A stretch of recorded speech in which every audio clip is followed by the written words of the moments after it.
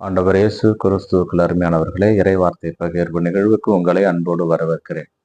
இன்று பொது காலத்தினுடைய 26வது வாரத்திலே வருகின்ற செவ்வாய்க்கிழமை, அக்டோபர் மாதம் 1ஆம் தேதி.